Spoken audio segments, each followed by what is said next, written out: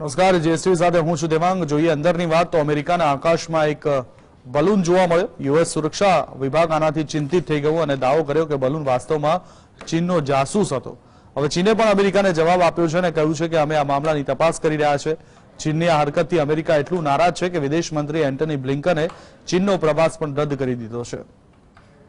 અમેરિકામાં જોવા મળેલા ચીની જાસૂસ બલૂનને લઈને બાઇડેન અને તંત્ર ખાસું નારાજ થયું છે।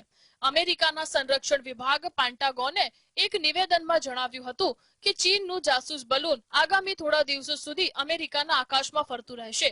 સવાલ એ છે કે આ બલૂન અમેરિકાના ગુપ્તચર કેન્દ્રો પર ફરે છે, છતાં અમેરિકા બલૂનને નષ્ટ કેમ નથી કરી રહ્યું। પેન્ટાગોને ખુલાસો કરતા જણાવ્યું કે બલૂનને નષ્ટ ન કરવા પાછળ મોટા કારણો જવાબદાર છે કે જે અમેરિકન લોકો માટે ખતરનાક સાબિત થઈ શકે તેમ છે।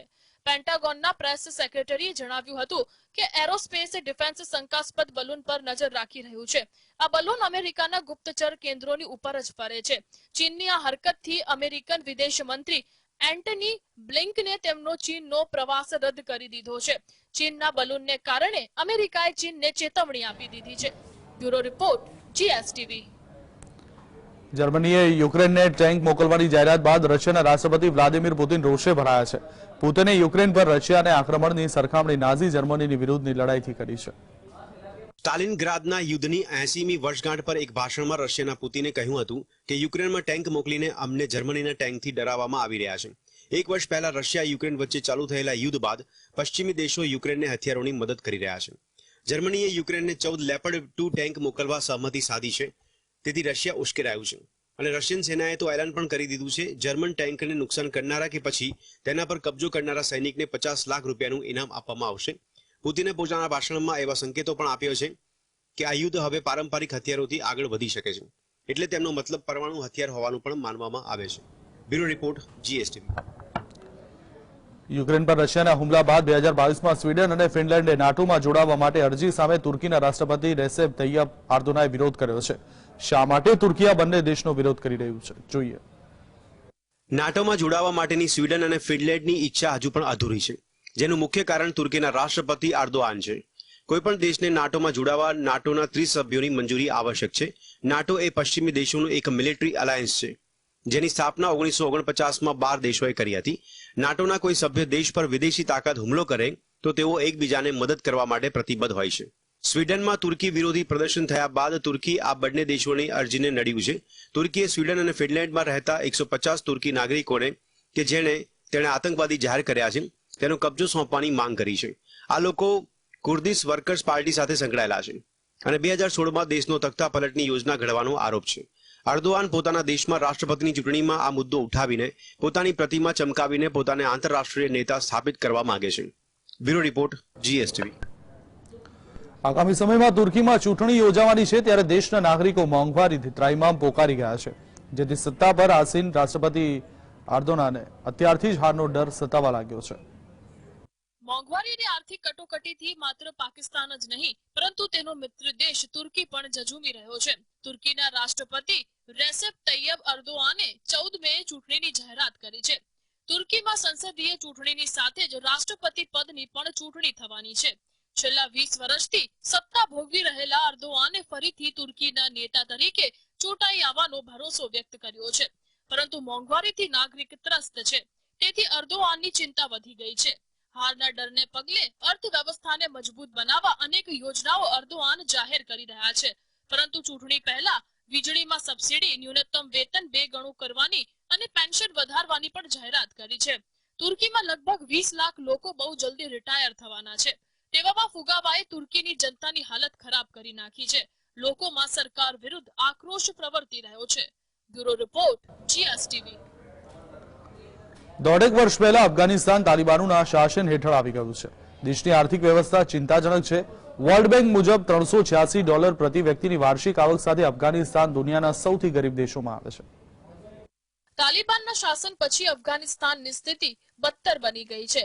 ઘણા સ્થળોએ લોકોને 2 ટકના ભોજનના પણ ફાંફા પડી ગયા છે। દેશની 4 કરોડ 20 લાખની વસ્તીમાં અડધાથી વધુ લોકોને પોષણ મળતું નથી।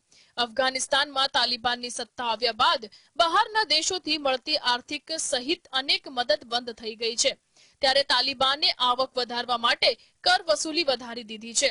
ડિસેમ્બર 2021 થી ઓક્ટોબર 2022 સુધીમાં $1.5 બિલિયન ની કર વસૂલી કરી છે, જેમાં મોટું યોગદાન સરહદ પર આવનાર જનાર અને આયાત નિકાસના બદલામાં વસૂલવામાં આવતા કરની હિસ્સેદારી 59% છે.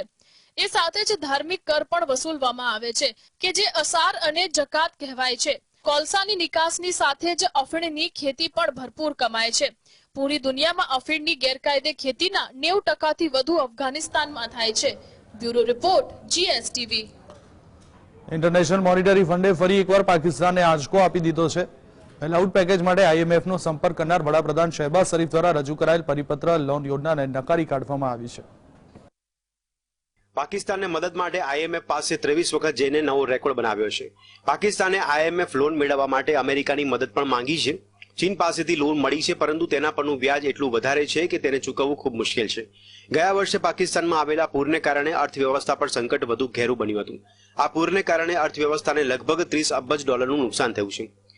દેશની વિદેશી ઊંડિયામણ અનામત $3.2 બિલિયન સુધી પહોંચી ગઈ છે, જેને કારણે પાવર સેક્ટર પરનું દેવું $8.5 અબજ સુધી પહોંચી ગયું છે. ચીન એવો દેશ છે જેણે પાકિસ્તાનને સૌથી વધુ લોન આપી છે. પાકિસ્તાન પર ચીનનું કુલ $30 અબજ નું દેવું છે. આ દેશના કુલ દેવાના 30% છે. પાકિસ્તાન હાલમાં ચીનના વ્યાજ દર અને IMFની માંગ વચ્ચે અટવાયું છે. હવે જોવાનું એ રહેશે કે મદદ માટે કોણ આગળ આવે છે. Bureau report GSTV. તો હિન્ડનબર્ગના રિપોર્ટને પગલે અદાણી ગ્રુપના શેર ધડાધડ તૂટી રહ્યા છે, ત્યારે સરકારી બેંકોની લોન અને LIC સહિતની સરકારી સંસ્થાઓના અદાણી ગ્રુપમાં રોકાણ અંગે ચિંતાનો માહોલ છે. આ મુદ્દે નાણામંત્રી નિર્મલા સીતારમણે સંસદ બહાર નિવેદન કરતા વિવાદ થઈ ગયો છે. અદાણી મુદ્દે વિપક્ષ સરકાર સામે આક્રમક છે. તેવામાં સંસદનું સત્ર ચાલુ હોવા છતાં સરકાર સંસદમાં જવાબ આપતી નથી અને બહાર અદાણીનો બચાવ કરે છે એવા આક્ષેપ થઈ રહ્યા છે. નિર્મલાએ સંસદનું અપમાન કર્યું હોવાના પણ આક્ષેપ થયા છે. મોદી સરકાર આ મુદ્દે સંસદમાં કશું બોલતા નથી, ચર્ચા માટે પણ તૈયાર નથી, ત્યારે બહાર કઈ રીતે નિવેદન કરી શકાય એવો સવાલ થઈ રહ્યો છે. નિર્મલાએ કહ્યું હતું કે LICનું અદાણી જૂથના શેરમાં રોકાણ મર્યાદિત છે અને ભાવો ઘટવા છતાં LIC નફામાં છે. LIC અદાણી ગ્રુપમાં લોન અને શેરમાં ₹36,475 કરોડનું રોકાણ કર્યાનો ખુલાસો કર્યો છે. સ્ટેટ બેંકે સ્પષ્ટતા કરી છે કે અદાણી જૂથને બેંક દ્વારા ₹27,000 કરોડ ની લોન આપવામાં આવી છે. વિપક્ષનું કહેવું છે કે આ નિવેદન નાણામંત્રી સંસદના બદલે બહાર આપીને સંસદની મર્યાદાને બાજુ પર મૂકી છે. Bureau report GSTV. Adani group સામે અમેરિકાની સંસ્થા હિન્ડનબર્ગ રિસર્ચે કરેલા આક્ષેપોના મુદ્દે વિપક્ષો આક્રમક મૂડમાં છે. વિપક્ષોએ શુક્રવારે પણ આક્રમક વલણ અપનાવી સંસદ ના ચલવા દીધી.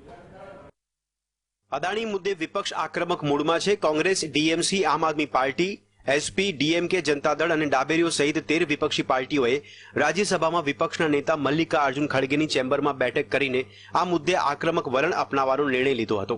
આ પૈકી 9 પક્ષોએ રાજ્યસભામાં સ્થગિત પ્રસ્તાવની નોટિસ આપી હતી, પણ ચેરપર્સને માંગ ન સ્વીકારતા વિપક્ષોએ સંસદ ન ચાલવા લીધી. વિશ્લેષકોના મતે અદાણીને સરકારી બેંકો તરફથી જંગી પ્રમાણમાં લોન આપવામાં આવી છે. LIC સહિતની સરકારી સંસ્થાઓએ તેમાં રોકાણ કર્યું છે એ જોતા સંસદમાં ચર્ચા કરવી જોઈએ. સરકારી બેંકો કે LIC સહિતની સંસ્થાઓના નાણાં કેટલા સલામત છે એ જાણવાનો લોકોને અધિકાર છે જ. કેન્દ્ર સરકારે આ રોકાણ અંગે સ્પષ્ટતા કરવી જ જોઈએ કે જેથી ગભરાટ વધે નહીં. Bureau report GSTV. તો અદાણી ભારતની કોર્પોરેટ દુનિયાના પોસ્ટર બોય હતા, પરંતુ હવે તેઓ ભારે સંકટમાં દેખાય છે. રિપોર્ટ મુજબ RBIએ ભારતીય બેંકો પાસેથી અદાણી ગ્રુપની કંપનીઓને આપવામાં આવેલ લોનની રકમ અંગે વિસ્તૃત માહિતી માંગી છે. અદાણી ગ્રુપને SBI અને પંજાબ નેશનલ બેંકે અનુક્રમે $2.6 અબજ અને $7 કરોડ ની લોન આપી છે. ઉલ્લેખનીય છે કે અદાણી ગ્રુપના $2.5 અબજ મૂલ્યના નવા શેર જારી કરવાની યોજના હતી, પરંતુ શેરની માર્કેટ પ્રાઇસ ઓફર પ્રાઇસથી ઓછી થઈ જતા તેને પરત લેવામાં આવ્યા. અદાણીનું ઇકોનોમિક સામ્રાજ્ય ધ્વસ્ત થવાથી ભારતીય કોર્પોરેટ દુનિયાની છબી પર અસર થઈ છે. 2 સપ્તાહ પહેલા જ સ્વિટ્ઝરલેન્ડના ડાવોસમાં આયોજિત વર્લ્ડ ઇકોનોમિક સમિટમાં અદાણી અને અન્ય ઉદ્યોગપતિઓના કટઆઉટ હજુ સુધી છવાયેલા હતા, પણ હવે સ્થિતિ જુદી છે. કહેવાય છે કે ગૌતમ અદાણીના રોમાંચક ઉદય પાછળ વડાપ્રધાન મોદી સાથેની તેમની નિકટતા છે, પરંતુ હવે સિક્કાની બીજી બાજુનો સામનો કરવાનો સમય આવી ગયો છે. Bureau report GSTV. Welcome back. આગળ વાત કરીએ તો સુપ્રીમ કોર્ટમાં જજોની નિમણૂક મુદ્દે અંતે મોદી સરકારે હથિયાર હેઠા મૂકી દીધા છે. મોદી સરકારે એફિડેવિટમાં ખાતરી આપી છે કે સુપ્રીમ કોર્ટ કોલેજિયમે 5 જજની નિમણૂક માટે કેન્દ્રને મોકલેલી ભલામણ 5 દિવસમાં મંજૂર થઈ જશે. કોલેજિયમ વિવાદ વચ્ચે જજોની નિમણૂક ટલ્લે ચડતા સુપ્રીમ કોર્ટે કેન્દ્ર સરકારને પોતે પગલાં લેશે એવી ચીમકી આપી હતી. ચમત્કાર વિના નમસ્કાર નહીં એ હિસાબે સુપ્રીમ કોર્ટની ચીમકીની ત્વરિત અસર થઈ છે. આ મુદ્દે બેંગલુરુના એડવોકેટ એસોસિએશને સરકાર સામે કન્ટેમ્પ્ટ પિટિશન દાખલ કરી હતી. આ મુદ્દે સુનાવણી દરમિયાન હાઈકોર્ટે જજની ટ્રાન્સફર કરી સુપ્રીમ કોર્ટમાં નિમણૂક કરવાની ભલામણને મંજૂરી આપવામાં મોડું થઈ રહ્યું છે તે અંગે સુપ્રીમ કોર્ટે આક્રોશ ઠાલવ્યો હતો. સુપ્રીમ કોર્ટે સરકારને કહ્યું હતું કે આ ખૂબ જ ગંભીર મામલો છે અને અમને એવું આકરું વલણ લેવા માટે મજબૂર ન કરો કે જેથી તમને પરેશાની થાય. આ ચીમકીની ત્વરિત અસર થઈ અને કેન્દ્રે ખાતરી આપી દેવી પડી. Bureau report GSTV. મહારાષ્ટ્રમાં વિધાન પરિષદની ચૂંટણીમાં કોંગ્રેસ, શિવસેના અને એનસીપીના મહાવિકાસ અઘાડીએ શિક્ષકોના કોટાની 5માંથી 3 બેઠકો પર કબજો કરતા ભાજપની ચિંતા વધી છે. મહારાષ્ટ્ર ભાજપના નેતા જાહેરમાં એવું કહી રહ્યા છે કે જૂની પેન્શન સ્કીમ લાવવા મહાવિકાસ અઘાડીના વલણને કારણે ફાયદો થયો છે. મહારાષ્ટ્ર ભાજપ પ્રમુખ ચંદ્રશેખરે દાવો કર્યો છે કે 90% મતદાતા પેન્શનના મુદ્દાથી નાખુશ હતા. જો કે અંદરખાને ભાજપના નેતા સ્વીકારી રહ્યા છે કે ઉદ્ધવ ઠાકરે સરકાર તોડી તેના કારણે લોકો નારાજ છે. એકનાથ શિંદે ભાજપ માટે લાયબિલિટી બની ગયા છે. નાયબ મુખ્યમંત્રી દેવેન્દ્ર ફડણવીસ વિધાનસભામાં જૂની પેન્શન યોજના ફરી નહીં લાવવાની જાહેરાત કરી હતી. હવે કારમી હારના પગલે એકનાથ શિંદે અને ફડણવીસ બંને આશ્વાસન આપ્યું છે કે જૂની પેન્શન યોજના અંગે સરકારનું વલણ નકારાત્મક નથી. વિધાન પરિષદની ચૂંટણીમાં નાગપુર, ઔરંગાબાદ અને અમરાવત અઘાડી, કોંકણ ભાજપ અને નાસિક અપક્ષ ઉમેદવારે જીતી છે. Bureau report GSTV. મહારાષ્ટ્રમાં વિધાન પરિષદની 5 બેઠકની ચૂંટણીમાં કોંગ્રેસ સામે બળવાખોરી કરીને સત્યજીત તાબે નાસિકની ગ્રેજ્યુએટ બેઠક પર અપક્ષ ઉમેદવારી નોંધાવી વિજય મેળવ્યો છે. તેનાથી કોંગ્રેસને ભારે નીચાજોણું થયું છે. મહારાષ્ટ્રમાં વાતો તો મહારાષ્ટ્ર વિકાસ અઘાડી એક હોવાની થાય છે, પરંતુ મહારાષ્ટ્ર વિધાન પરિષદની ચૂંટણીમાં કોંગ્રેસને લાગેલા ફટકા પાછળ રાષ્ટ્રવાદીના નેતા શરદ પવારની ગેમ હોવાનું રાજકીય સ્તરે ચર્ચાઈ રહ્યું છે. અંદરની ચર્ચા મુજબ શરદ પવારે કોંગ્રેસને સલાહ આપી હતી કે તેઓ સત્યજીતને જ ઉમેદવારી આપે. જો કે એવું થયું નહોતું અને છેલ્લે સત્યજીતે કોંગ્રેસ સામે બળવો કરીને અપક્ષ રીતે ચૂંટણી લડી હતી. તેની જીત પાછળ એનસીપીના વોટ જવાબદાર હોવાનું કહેવાઈ રહ્યું છે. સત્યજીતે પોતે એક કાર્યક્રમમાં ખુલાસો કર્યો હતો કે શરદ પવારે જાતે નાસિક સ્થાનક બેઠક માટે સત્યજીતને ઉમેદવારી આપવાનો પ્રયાસ કર્યો હતો. તેમણે કોંગ્રેસ અધ્યક્ષ મલ્લિકાર્જુન ખડગેને ફોન પણ કર્યો હતો. જો કે કોંગ્રેસે શરદ પવારની વાત માની ન હોવાનું કહેવાઈ રહ્યું છે. Bureau report GSTV. તો રાજસ્થાનમાં 2023ના અંતમાં વિધાનસભાની ચૂંટણી થવાની છે. સીએમ ગેહલોતે દાવો કર્યો છે કે રાજસ્થાનમાં તેમની ફરી સરકાર બનશે. સીએમ પોતાના મહત્વના નિર્ણયોને કારણે આગામી વિધાનસભાની ચૂંટણીમાં કોંગ્રેસની સરકારનું પુનરાવર્તન કરવા માટે મતો આકર્ષવામાં મદદરૂપ થશે. રાજસ્થાનની ગેહલોત સરકારે છેલ્લા કેટલાક મહિનાઓમાં એવા નિર્ણય લીધા છે કે જેનાથી રાજ્યમાં કોંગ્રેસની વાપસીનો માર્ગ ખુલી શકે છે. જૂના પેન્શનની પુનર્સ્થાપના, આરોગ્યનો અધિકાર કાયદો, EWS આરક્ષણમાં છૂટછાટ, મફત સારવાર, શહેરી રોજગાર ગેરંટી યોજના, સામાજિક સુરક્ષા યોજના હેઠળ 1 કરોડ લોકોને મફત કોચિંગ અને પેન્શન. આ નિર્ણયોથી ગેહલોત સરકાર રિપીટ થઈ શકે છે. ઉલ્લેખનીય છે કે ગેહલોત સરકારે EWS રિઝર્વેશનમાં જમીન અને મકાનની જોગવાઈમાં છૂટછાટ આપીને માસ્ટર સ્ટ્રોક રમ્યો છે. સરકારને આનો ફાયદો ચૂંટણીમાં મળવાની શક્યતા છે. જો કે ભાજપના અધ્યક્ષ કહેવા પ્રમાણે રાજ્યમાં ગુનેગારોનું વર્ચસ્વ છે. પેપર લીકના બનાવોથી યુવાનો હતાશ થયા છે, જેના કારણે રાજસ્થાનમાં કોંગ્રેસની સરકાર નહીં બને. ગેહલોત સરકાર વર્તમાન વિધાનસભાના બજેટ સત્રમાં 13 જાન્યુઆરીએ ગૃહમાં આરોગ્ય અધિકાર બિલ રજૂ કરશે. પાર્ટીના નેતા રાહુલ ગાંધી ઈચ્છે છે કે રાજ્યમાં લોકોને સ્વાસ્થ્યનો અધિકાર આપવામાં આવે. આ માટે રાજ્ય સરકાર સ્તરે કાયદો બનાવવામાં આવશે. Bureau report GSTV. મોદી સરકારે બજેટમાં જાહેર કરેલી પ્રધાનમંત્રી વિશ્વકર્મા કૌશલ્ય સન્માન યોજનાનો મહત્તમ પ્રચાર કરવાનો ભાજપ સંગઠનને આદેશ અપાયો છે. આ યોજનાનો ફાયદો દેશની લગભગ 145 જ્ઞાતિઓના લોકો લઈ શકશે. એકદમ નાની મત બેંક ધરાવતી 145 જ્ઞાતિઓના મત એક થાય તો ભાજપને બહુ મોટો ફાયદો થશે એવું ભાજપ નેતાગીરી માને છે. વિશ્વકર્મા યોજનાનો લાભ મેળવનારી જ્ઞાતિના મતદારો યુપી, બિહાર, રાજસ્થાન, મધ્યપ્રદેશ, છત્તીસગઢ, મહારાષ્ટ્ર અને ગુજરાતમાં વધારે છે. આ 6 રાજ્યોમાં કુલ મળીને 249 લોકસભા બેઠકો છે અને લોકસભામાં ભાજપની 70% બેઠકો આ રાજ્યોમાંથી છે. તેથી આ જ્ઞાતિઓને સાગમટે ભાજપ તરફ વાળવાના ઉદ્દેશ્યથી જાહેર કરાયેલી યોજનાનો પૂરો પ્રચાર કરવામાં કહી દેવાયું છે. આ જ્ઞાતિઓમાંથી મોટા ભાગની ઓબીસીમાં છે, પણ યુપી અને બિહારમાં પરંપરાગત ઓબીસી મત બેંક સાથે આ જ્ઞાતિઓ જોડાયેલી નથી. ભાજપ આ જ્ઞાતિઓને વિશ્વકર્મા યોજનાના નામે એક કરીને નવી ઓબીસી મત બેંક ઊભી કરવા માંગે છે કે જે તેને વફાદાર હોય. Bureau report, GSTV. બજેટમાં બરછટ અનાજને શ્રી અન્ન નામ આપી તેનું ઉત્પાદન વધારવાની વાત કરી છે, પરંતુ ખેડૂતોને તેનાથી કોઈ સીધો લાભ થતો ન હોવાથી ખેડૂતો નારાજ છે. 2023ને આંતરરાષ્ટ્રીય મિલેટ્સ એટલે કે બરછટ અનાજ વર્ષ તરીકે જાહેર કરવામાં આવ્યું છે. કેન્દ્ર સરકાર આ અનાજને પ્રોત્સાહન આપી તેના પ્રમોશન અને ઉત્પાદન વધારવા પર ભાર આપી રહી છે.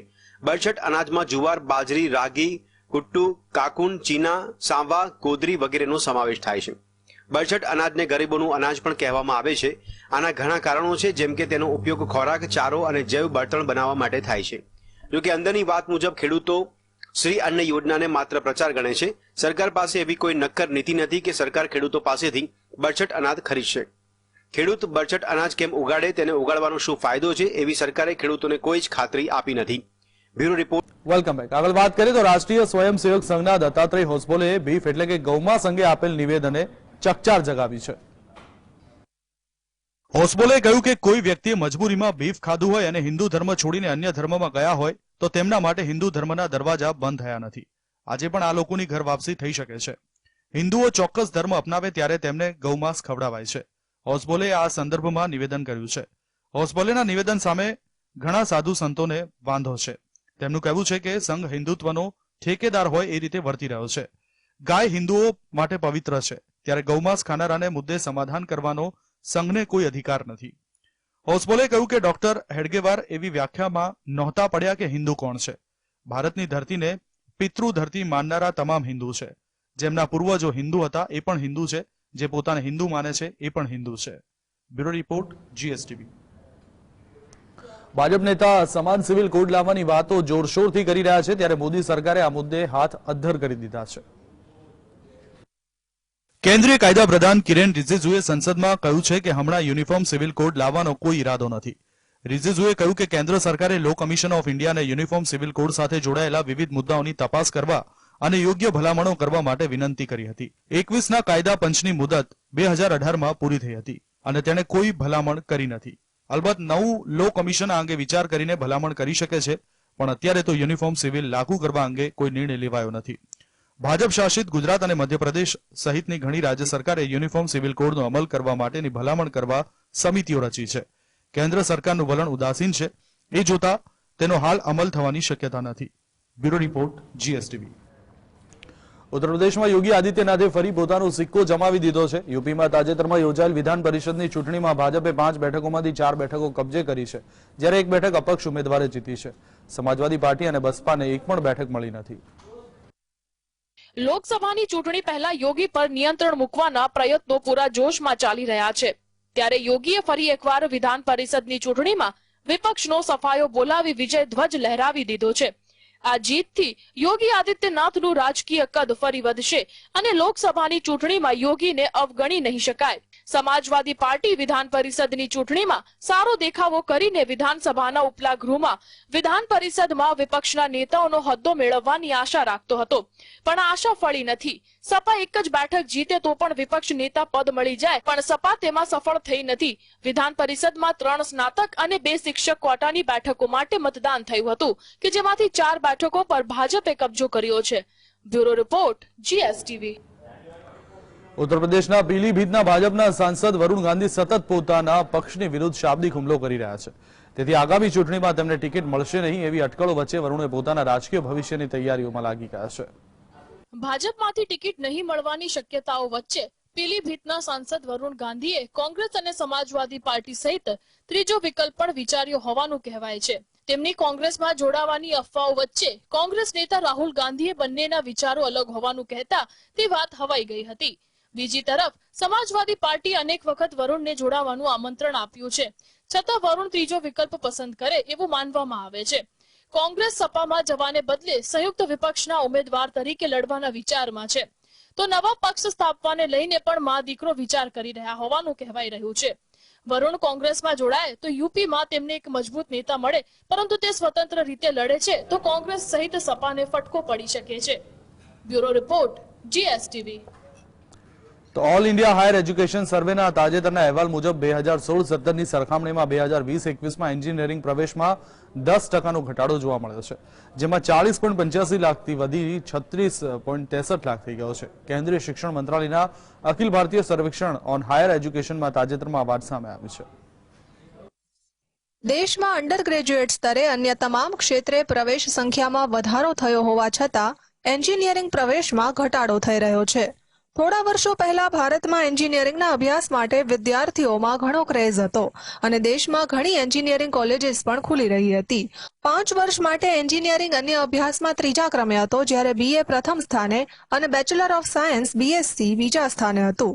વૈજ્ઞાનિક, સામાજિક કાર્યકર અને ઔદ્યોગિક સંશોધન સંસ્થાના ભૂતપૂર્વ મુખ્ય વૈજ્ઞાનિકોએ પણ એન્જિનિયરિંગ અભ્યાસમાં વિદ્યાર્થીઓની સંખ્યામાં ઘટાડાને લઈને ચિંતા વ્યક્ત કરી હતી.